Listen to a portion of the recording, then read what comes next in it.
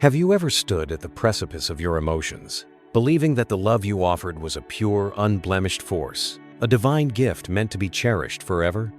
We are taught from our earliest days that love is a sanctuary, a selfless act of giving that will inevitably be returned in equal measure. But what if this cherished belief is the very architect of our deepest heartaches? What if the romantic idealism we've been fed is nothing more than a beautifully decorated cage, designed to keep us blind to the raw, untamed mechanics of power and desire that truly govern human connection? Think back to a moment when your devotion was met not with warmth, but with a cold, calculated distance. A time when your gestures of affection were treated as mere commodities, easily discarded. You are not alone in this experience.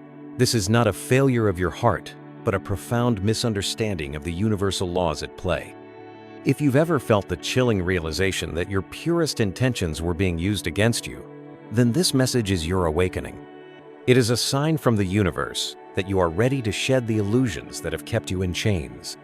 Share this video with someone who needs to hear this truth, and in the comments below, write, "I am awake," to declare your journey towards true spiritual sovereignty. Let the collective energy of our awakening souls create a powerful frequency of clarity and strength. Niccolò Machiavelli, a name that echoes through the corridors of history, whispered with a mixture of fear and reverence, saw through this facade over 500 years ago. He dared to articulate a truth so stark, so contrary to the romanticized narratives of his time, that it continues to unsettle us to this day. Love, as we are taught to perceive it, this ethereal, selfless, and eternal bond, is often a mask. Behind this mask lies a far more primal and strategic game, a complex dance of power dynamics, a calculated pursuit of survival, and a relentless acquisition of resources, both material and emotional. This is not cynicism. It is the unfiltered observation of human nature in its most elemental state. History's most formidable figures, the queens who commanded empires not just with armies but with allure, the courtesans who held the fates of powerful men in the palms of their hands, the concubines whose whispers could topple dynasties, were masters of this game. They understood, on an instinctual level, that desire is not a mystical feeling but a powerful weapon. They wielded this weapon with surgical precision long before the cold language of psychology coined terms like hypergamy to describe the innate drive to seek a partner of higher status or greater resources. They operated on a plane of understanding that transcended the fairy tales spun by poets and priests. This is the unvarnished reality that has been deliberately obscured from you, veiled by layers of societal conditioning and romantic myth. By the end of this journey we are embarking on together, the veil will be lifted. You will be gifted with a new lens, a perception sharpened by the unflinching realism of a Renaissance master strategist. You will begin to see the raw, intricate mechanics of attraction, not through the soft, distorting glow of rose-tinted glasses, but through the crystal-clear, unyielding focus of Machiavellian insight. This knowledge, once integrated, will become your spiritual armor. It is a divine guidance system that will shield you from the subtle and overt manipulations that prey on the naive and the hopeful. It will do more than protect you. It will fundamentally transform the way you navigate the treacherous waters of human desire. You will cease to be a passive participant in a game you don't understand and become a conscious architect of your own emotional destiny. Prepare yourself, for the truths we are about to uncover are not meant to bring comfort in the conventional sense. They are meant to bring something far more valuable: liberation. Liberation from the cycles of heartbreak, liberation from the gnawing pain of unreciprocated devotion, and liberation from the self-deception that keeps your soul in bondage. The journey into the heart of reality begins now, and it will change everything you thought you knew about love, power, and yourself. Picture the vibrant, tumultuous heart of Renaissance Italy. Imagine the city of Florence in the year 1513, a crucible of artistic genius, political intrigue, and cutthroat ambition. In the quiet solitude of exile, a man sits with a quill in his hand, his mind a whirlwind of observation and analysis. He is not drafting a sonnet to a distant lover or a prayer for divine salvation. He is composing a treatise, a letter to the world that will detonate with the force of a revelation, a document so scandalous in its honesty that it will forever alter the landscape of political and personal strategy. This man is Niccolò Machiavelli, a disgraced diplomat, a fallen statesman who, having lost everything, has gained a terrifying clarity. He writes not of the chivalry of knights or the ethereal concept of courtly love, which were the celebrated ideals of his time. Instead, his ink bleeds with the cold, hard truth of power unadorned, unapologetic, and brutally effective. His singular, obsessive subject, the unvarnished essence of human nature. And at the very core of that nature, he identifies the true, often hidden, engine of all human interaction. The raw, insatiable nature of desire. You must understand, you have been lied to. This deception is not merely the work of poets crafting fanciful tales or priests preaching idealistic doctrines. The lie is woven into the very fabric of society, into the structures that shape our beliefs and expectations from birth. We are taught that love is a mystical force, an uncontrollable surge of emotion that transcends logic and self-interest. We are conditioned to believe that a woman's desires, in particular, are enigmatic and pure, governed by the mysterious impulses of the heart, not by the cold calculus of strategy. From his vantage point, separated from the noise of the court, Machiavelli laughs at these naive illusions. He laughs from the grave even now, for he knew better. He saw that beneath the veneer of civility and romance, human beings are driven by a fundamental set of predictable and therefore exploitable impulses. Let me illuminate this with a story, a timeless parable that plays out in endless variations across the centuries. Imagine, in the opulent and decadent city of Renaissance Venice, a wealthy nobleman. He becomes utterly captivated by a celebrated courtesan, a woman whose beauty is matched only by her strategic brilliance. He is consumed by a desperate, all-encompassing infatuation, believing it to be the purest form of love. He lavishes her with jewels that could ransom a king. He pens sonnets that compare her eyes to the stars, and he begs her, with tears of genuine passion, to abandon her other wealthy patrons and be his alone. The courtesan, a master of her craft, smiles with a practiced sweetness. She accepts his extravagant gifts with graceful appreciation. She whispers promises of exclusivity in the dead of night, her words a balm to his insecure soul. All the while, with the cool detachment of a grandmaster at a chessboard, she is meticulously keeping all her options open, never fully committing, always maintaining a portfolio of powerful benefactors. The nobleman, utterly blinded by the intoxicating fantasy she has woven for him, believes his love is a special, sacred thing, a connection that transcends the transactional nature of her world. He sees only what his desires compel him to see. Machiavelli would have scoffed at such sentimental folly. He famously wrote, "He who builds on the people builds on mud." What does this truly mean in the realm of personal relationships? The translation is stark and illuminating. Placing your trust in the shifting sands of another person's emotional loyalty, without understanding the underlying currents of their self-interest, is a form of strategic suicide. The courtesan in our story wasn't being cruel. She was being rational. Her very survival, her position, her security in a world that offered women few paths to power depended entirely on her ability to leverage the desire of others, not to surrender to the fleeting emotion of a single suitor. This is not the language of cynicism. It is the language of clarity. It is a universal law that operates in every corner of human society, from the gilded halls of Renaissance palaces to the glowing screens of today's dating apps. Now, fast forward 500 years to our present moment. The costumes have changed, the technology has evolved, but the fundamental game remains identical. Picture a modern man. He spends months, perhaps even years, courting a woman. He invests his time, his emotional energy, his resources, all under the belief that his unwavering devotion will eventually be rewarded with her genuine affection and commitment. He operates under the socially conditioned script that good things come to those who wait and that loyalty is the highest currency. Meanwhile, the woman, whether consciously or more often subconsciously, is running a continuous silent calculation. She is evaluating his status in the social hierarchy, his financial resources, his potential for upward mobility, and his social capital, the power and influence of his network. When a more optimal opportunity presents itself, a man with higher status, greater resources, or more compelling social proof pivots, choosing the new prospect. The devoted man is left shattered, bewildered. "But I loved her," he cries, his pain genuine and profound. "I did everything right." To this lament, Machiavelli's wisdom echoes from the past with chilling relevance. The wish to acquire, he wrote, is in truth very natural and common, and men always do so when they can. Women, like all humans, are fundamentally driven by the powerful, primal engine of self-interest. The critical difference, the societal hypocrisy that Machiavelli so brilliantly exposed, is how this is framed.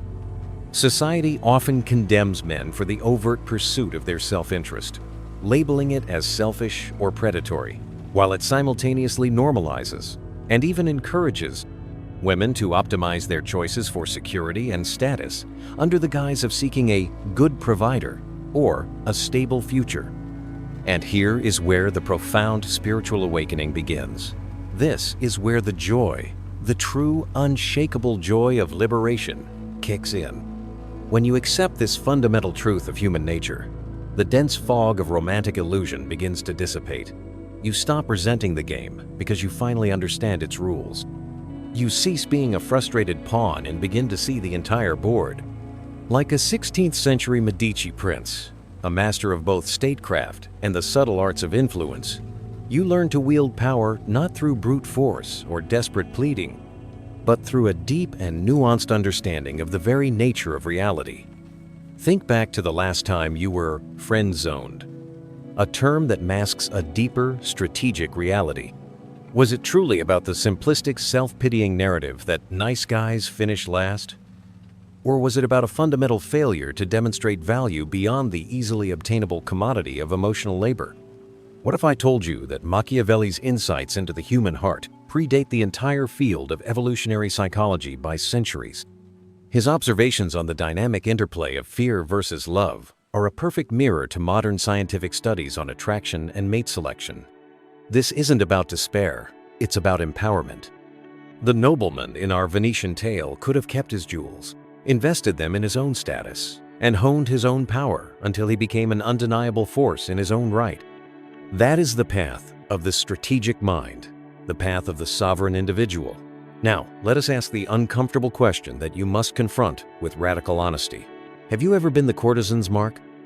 Have you ever been the one investing everything based on a beautiful fantasy, while the other person was simply making a rational, strategic decision based on their own self-interest? Be honest with yourself. Machiavelli's philosophy forces us to confront our own delusions, to look at the roles we play in our own suffering. The modern man who bitterly complains about gold diggers is no different from the Venetian nobleman who blamed the courtesan for his own naivety. Both refused to see the board they were playing on. Both built their foundations on the mud of emotional expectation rather than the bedrock of strategic understanding. But here is the crucial twist in this revelation. Women are not the villains in this story. They are simply players in the same game, often more attuned to its unspoken rules due to centuries of social and evolutionary pressure. And once you see the rules, once you truly understand them, you can finally stop losing. Machiavelli's most ruthless revelation isn't about the duplicity of women. It's about you. It's about the self-imposed blindness that leads you into these predictable traps. What happens when you finally realize that the love you were chasing was never the prize, but the price you were paying for your own validation? The answer to that question, truly embraced, will change everything. Florence, 1502. The air is thick with tension and the smell of conquest. Cesare Borgia, the most feared and admired man in all of Italy, a figure of such ruthless ambition that he became the primary inspiration for Machiavelli's prince, rides into the city.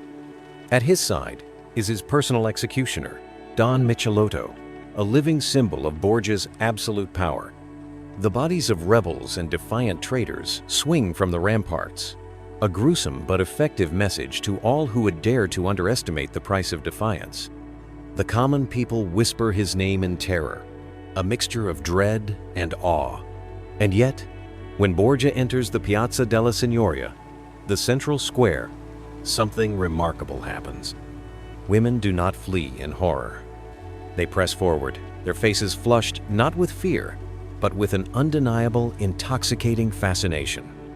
Their eyes gleam with something far darker and more powerful than simple admiration. It is a primal attraction to the raw, untamed energy of absolute power. Machiavelli, a keen observer of these human dramas, watched this scene unfold, and in that moment, he understood the first and most important law of desire. He later codified it with brutal simplicity. It is better to be feared than loved, if you cannot be both. This is not a mere metaphor for political rule. It is a profound blueprint for understanding the fundamental dynamics of attraction and respect. Let's delve into the story of Marco, a modern man who embodies the opposite of this principle. Marco is kind. Marco listens intently. Marco remembers anniversaries and brings soup when his girlfriend is sick. He is the epitome of the devoted, selfless partner. Marco believes that love is a currency earned through service and unwavering support. He is, by all societal standards, the perfect boyfriend. So, when his girlfriend unceremoniously leaves him for a man who treats her with casual indifference, a man who is unpredictable and emotionally distant, Marco is shattered. "But I did everything right," he laments, a chorus of confusion and pain echoed by countless men like him. Machiavelli's response would be swift and merciless. The vulgar crowd is always taken by appearances. Marco made a fatal strategic error. He confused the performance of love with the generation of value. You must grasp this critical distinction. Women do not fall in love with utility. They do not fall in love with the man who functions like a reliable servant. They fall in love with power. And nothing, absolutely nothing, kills the perception of power faster than unconditional surrender and a desperate need for approval. Think of the last time you saw a woman's entire demeanor shift. Her eyes light up in the presence of a man who didn't seem to need anything from her. A man who didn't cater to her every whim. The way her voice pitches slightly higher. The way her laughter lingers a moment too long. The subconscious way her body angles toward him even when he's not looking. That is not a response to cruelty. That is a biological response to the frequency of power. It's a primal signal that she is in the presence of a man who is the master of his own reality. In the year 1515, King Francis I of France, a cunning student of power, hosted a grand banquet to impress his nobles. He didn't serve the finest wine first. He began the feast with cheap, sour vinegar. Only after his guests had grimaced and endured the unpleasant taste did he unveil the exquisite, priceless vintage. The lesson is profound. Contrast creates value. Scarcity amplifies desire. Now imagine the inverse. A man who gives his affection and attention as freely and abundantly as cheap wine at a festival. His time, his focus, his emotional labor, it all flows without restriction, unearned and therefore unvalued. Then another man enters the dynamic. His attention is scarce. His approval is not freely given. It must be won. His actions are unpredictable. Which man does she instinctively chase? This isn't manipulation in the way it's commonly understood. It is a deep understanding of human nature. Machiavelli wrote, "Men are so simple and so much inclined to obey immediate needs that a deceiver will never lack victims for his deceptions. Women, in this regard, are no different. The man who demands nothing gets nothing. The man who embodies a standard, who demands respect through his own self-possession, is remembered." History's greatest love stories are not tales of placid devotion. They are tragedies fueled by obstacles and longing. Cleopatra and Antony, Tristan and Isolde, Romeo and Juliet. Notice the pattern? Obstruction fuels obsession. Modern dating culture, however, sells you the exact opposite narrative. It preaches a doctrine of instant gratification and frictionless accessibility. Swipe right, text back instantly, confess your feelings early and often. What is the result? A generation of men drowning in a sea of confusion, perpetually asking, "Why doesn't she respect me?" Machiavelli knew the answer. Men are less hesitant about harming someone who makes himself loved than one who makes himself feared. A stark translation for the modern world. Love without the undercurrent of respect, which is born from a healthy fear of loss, is disposable. In The Prince, Machiavelli recounts how Duke Valentino, Cesare Borgia, dealt with his disloyal general, Ramiro de Orco.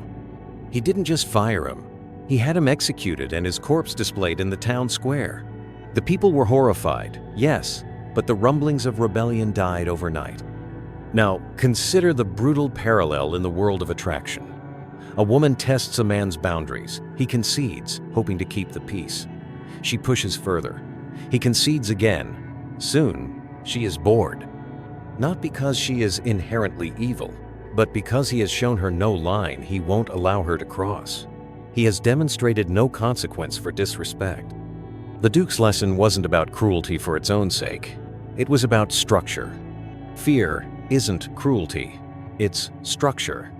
It's the invisible fence that communicates value and commands respect.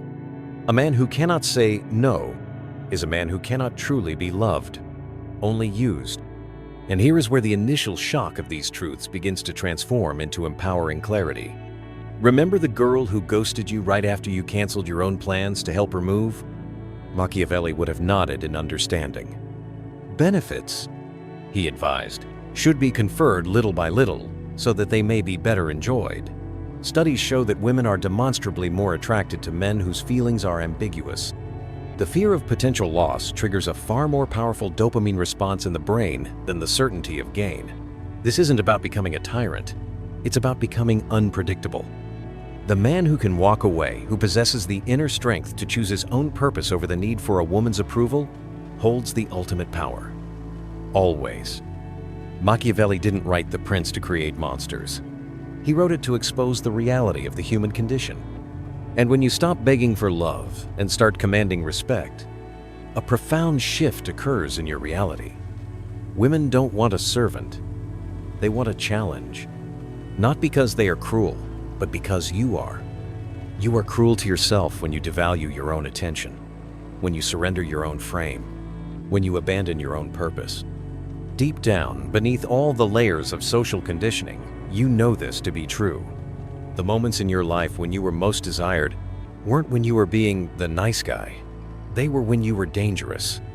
Dangerous in your ambition, dangerous in your self-belief, dangerous in your willingness to walk away. But what happens when a woman holds this kind of power over you? Now we must dissect Machiavelli's most forbidden tactic, the one that turns the tables completely. Imagine Venice, 1525.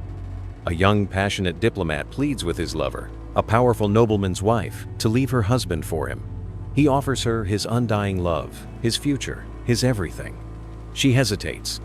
Her hesitation is not born of loyalty to her husband, but of cold, hard calculation. Is this young diplomat a better strategic move? He responds not with rage, not with tears of frustration, but with a sudden and total disappearance. For weeks, there are no letters, no secret meetings, no whispered words in the moonlit garden. An absolute void. Then one evening, she appears at his doorstep, unannounced, breathless, her carefully constructed indifference completely shattered and in ruins. Machiavelli chronicled such games of strategic withdrawal in his private correspondence. His chilling conclusion: the more one shows himself, the less one is esteemed. This is the nuclear option of desire, strategic withdrawal, not the passive-aggressive sulking of a wounded man, but the calculated, silent retreat of a general who knows the battlefield better than his enemy.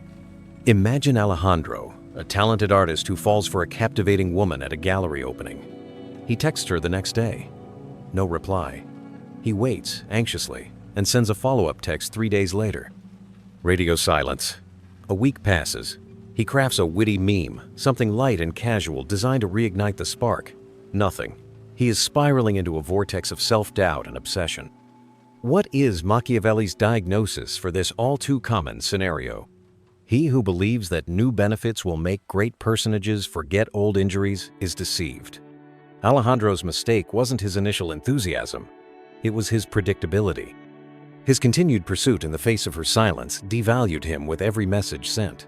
You must understand this. Women do not reject men. They reject predictable patterns. The man who lingers on read receipts, who double texts, who orbits her social media like a starving dog outside a butcher's shop he is already lost. But the man who vanishes? He becomes a ghost in her mind, an unanswered question, an enigma she can't exorcise. her own mind will begin to work in his favor. Was it something I said? Is he seeing someone else? Perhaps I misjudged him. Machiavelli's genius was recognizing this psychological lever centuries before the advent of behavioral economics.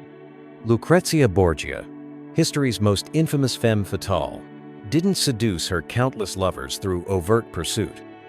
She seduced them through strategic exclusion. At her famed banquets, she would deliberately ignore a chosen guest all evening, only to send him a single perfect glass of wine as the party ended. The message was devastatingly effective. You are not forgotten, but you are not yet chosen. That single glass of wine, infused with the intoxicating poison of uncertainty, drove men to madness. The modern translation of this strategy is potent. The man who responds to disinterest with greater disinterest flips the script. He doesn't play her game, he changes it. Strategic withdrawal is not the silent treatment. The silent treatment is a childish tactic born of weakness. Strategic withdrawal is recalibration. It is a declaration of self-worth. When she pulls back, you disappear. Not petulantly, but indifferently. No dramatic announcements, no passive-aggressive social media stories. You simply become a man who has better, more important things to do.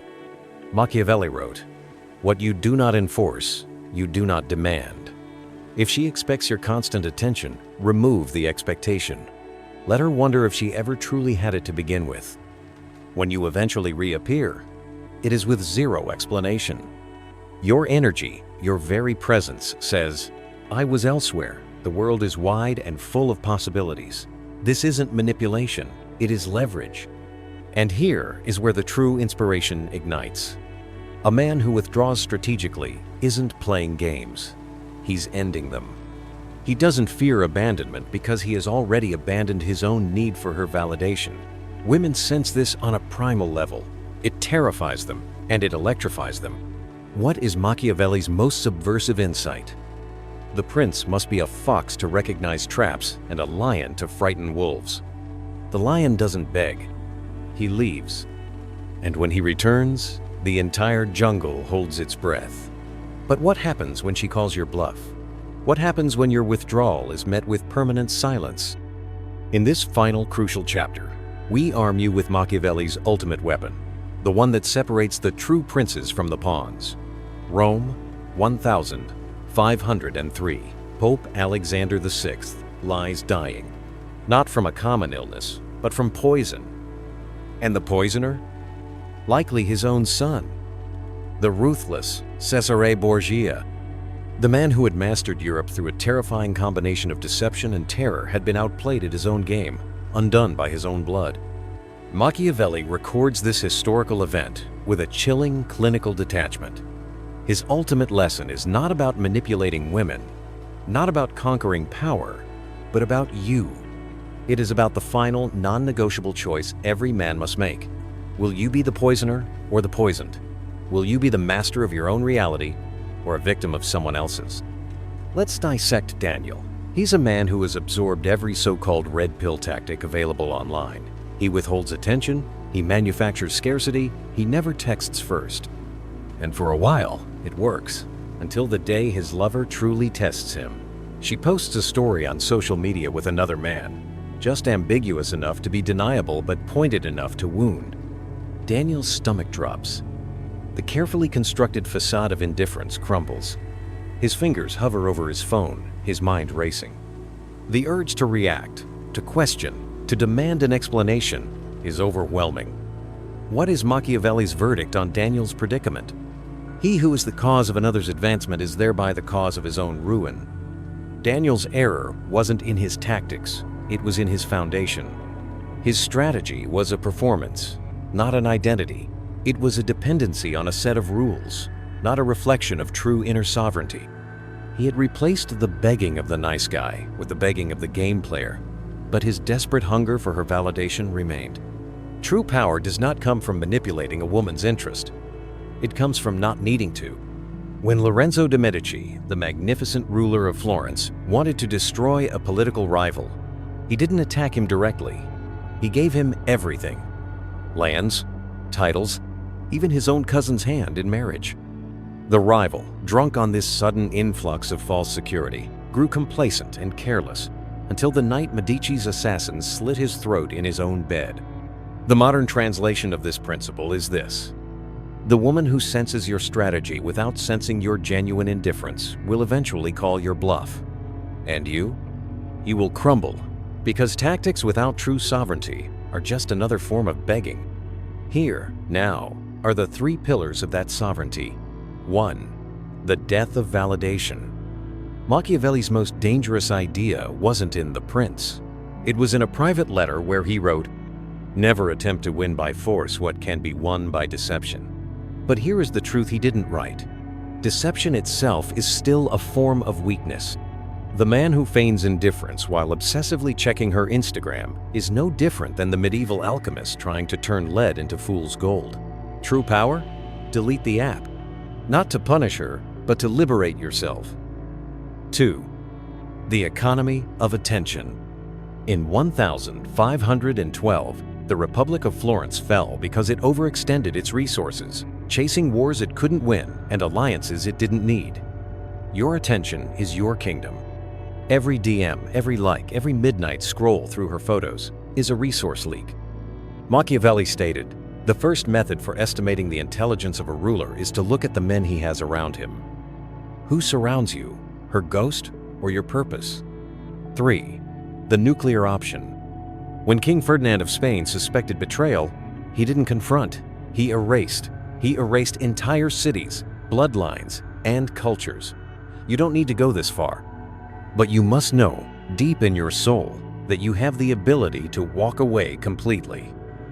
This ability is not a tactic. It is your birthright. The moment a woman senses you are incapable of it, you have already lost. This isn't about women, it's about reconstruction. That pit in your stomach when she takes hours to reply, that's not love. It's withdrawal from the drug of her validation. Neuroscience confirms that romantic rejection activates the same neural pathways as cocaine addiction. Machiavelli knew this instinctively. The men who truly shaped history, Borgia, Medici, Napoleon, didn't do it by winning women. They did it by transcending the need to win. This is Machiavelli's most brutal and liberating truth. You were never fighting her. You were fighting the part of you that still believes love is something to be earned, that your worth is something to be validated. But what comes after sovereignty? What lies beyond the battlefield of power and desire? The journey does not end here. It begins.